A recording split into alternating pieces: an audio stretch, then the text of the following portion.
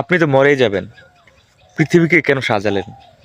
এখন বলবেন আপনার পরবর্তী প্রজন্মের, আপনার ছেলে মেয়ে নাতিপুতি, ওদের চিন্তা করে আপনি কিছু একটা রেখে গেলেন, এতে আপনার লাভ কি? এখন আপনি বলবেন যে আপনার মানসিক শান্তি। হ্যাঁ, ঠিক আছে, মানসিক শান্তি। তবে আপনি একটু চিন্তা করবেন, আপনি যে তাদের চিন্তা করলেন, হ্যাঁ, তাদের চিন্তা করলেন, তাদের রিজিকের ব্যবস্থা কি আল্লাহ করে রাখেননি? এটাকে আপনি বিশ্বাস করেন না? প্রত্যেকটা মানুষের রিজিকের ব্যবস্থা আল্লাহ করে রেখেছেন।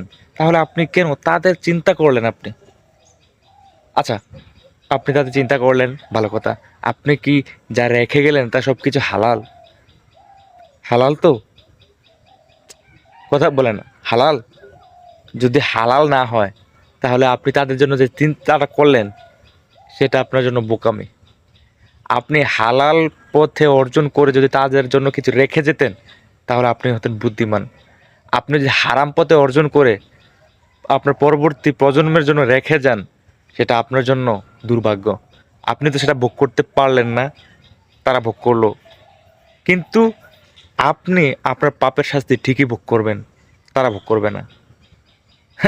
আপনি কষ্ট করে অর্জন করলেন, তারা ভোগ করলো, কিন্তু আপনি সেই পাপের শাস্তি পাবেন। তাই আগে থেকে চিন্তা করেন, হালাল পথে অর্জন করেন, হালাল পথে।